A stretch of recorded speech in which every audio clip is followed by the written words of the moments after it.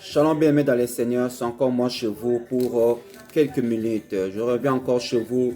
Aujourd'hui, nous allons parler sur l'unité dans l'assemblée de chrétiens en gestion. Bien-aimés, vous savez, la gestion de l'Église, ça cause des problèmes avec des fidèles. Nous allons lire la parole de Dieu dans le livre de Actes, chapitre 4, de 32 à 37. Je lis au nom de Jésus.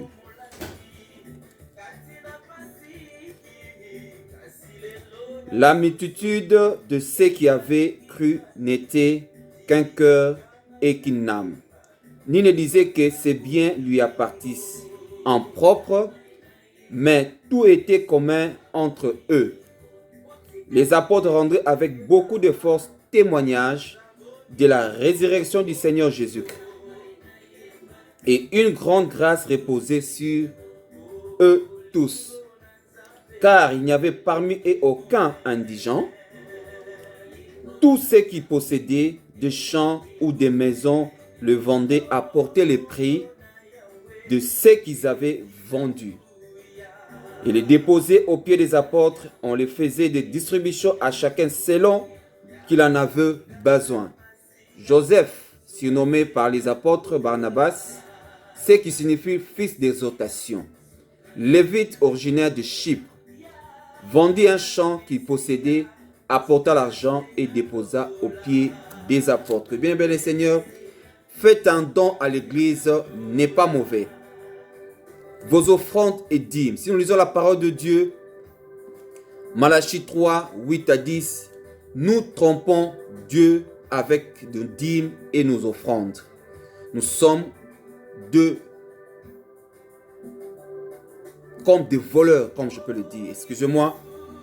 Quand tu trompes, ça veut dire que tu es en train de voler. À savoir, rendre à César ce qui est à César, à Dieu ce qui est à Dieu. Donner avec liberté, car Dieu aime celui qui donne avec joie. Si tu n'en as pas, il n'y a pas de problème. Le panier circule encore. Quand le Seigneur va te bénir, tu vas donner ton offrande et tes dîmes. Prenons soin de dons et l'argent que le fidèle donne à l'assemblée. C'est ça qui crée des problèmes actuellement.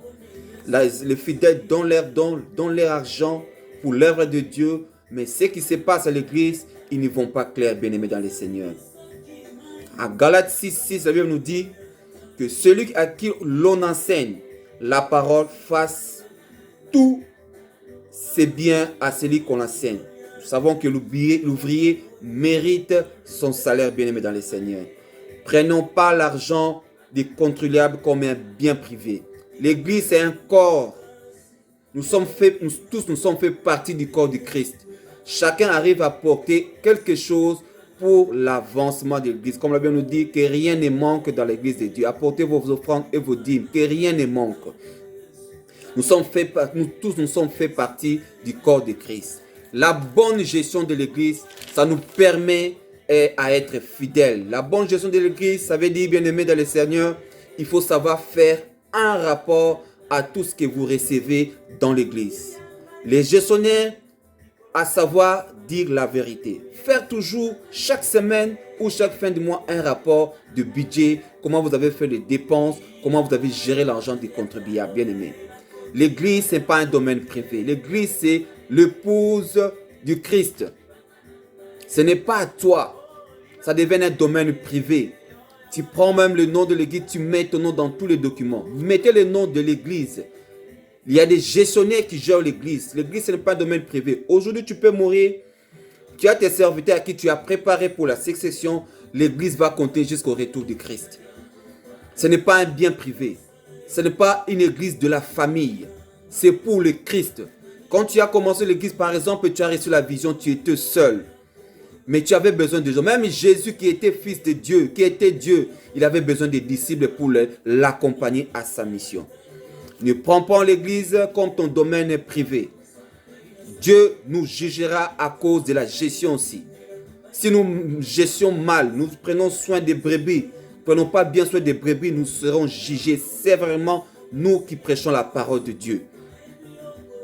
Vous connaissez l'histoire de Saphira et Anania dans Galates 5, 3 à 4.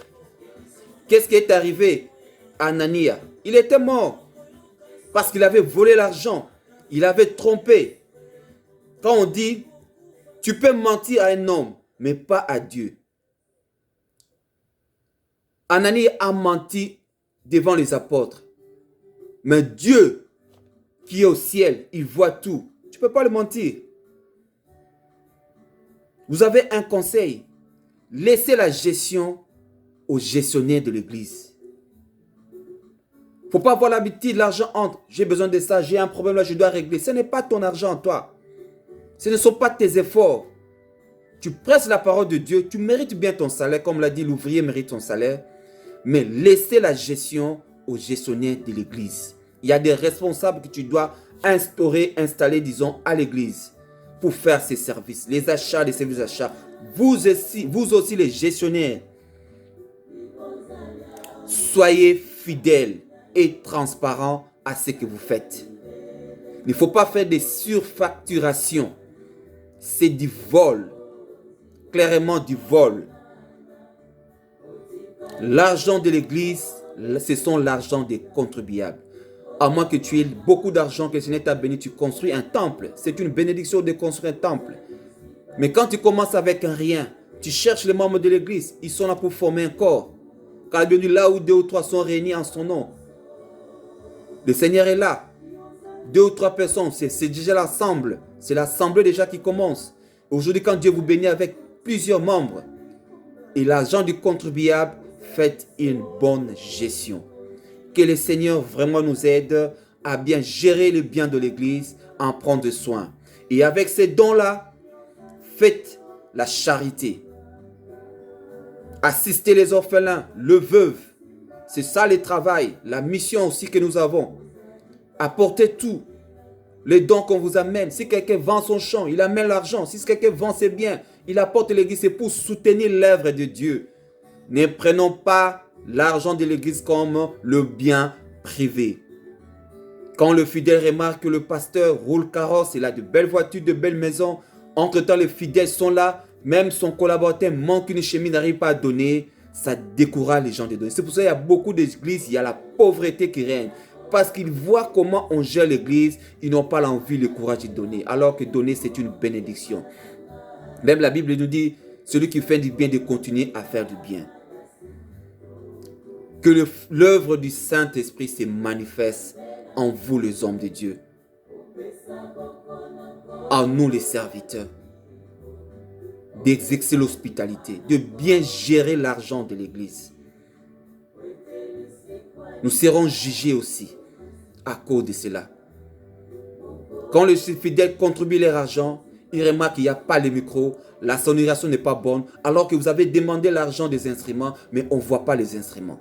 Vous avez demandé l'argent qu'on construit l'église, les fidèles ont fait des calculs par rapport aux ils ont donné, on ne voit même pas l'avancement, on ne voit même pas les terrains. Où est l'argent de l'église? Comment vous gérez l'argent de l'église? Dans vos poches, où il y a des gestionnaires. À savoir faire un rapport, ça élimine tout soupçon. Parce que quand il y a la soupçon à l'église, c'est le diable qui règne maintenant. Ça va créer l'incrédulité aux fidèles. Les fidèles ne vont pas contribuer l'argent. Les fidèles ne vont plus encore donner les offrandes avec un cœur ouvert, avec joie. Parce qu'ils voient la mégestion à l'église. Que le Seigneur vous bénisse. Prenez-en soin, ne me tiens pas en rigueur. C'est l'esprit qui m'a poussé à vous parler. Parce que nous remarquons l'église, les gens commencent à diminuer. Parce qu'ils ne voient pas clair à la gestion de l'église. Soyons transparents pour l'amour de Jésus. Prenons soin du corps de Christ. L'église, ce n'est pas un bien privé. C'est l'ensemble de fidèles qui construit une église. Ils font partie du corps de Christ. Prenez soin du bien de l'église. Que le Seigneur vous bénisse et bonne journée dans le Seigneur. À la prochaine vidéo.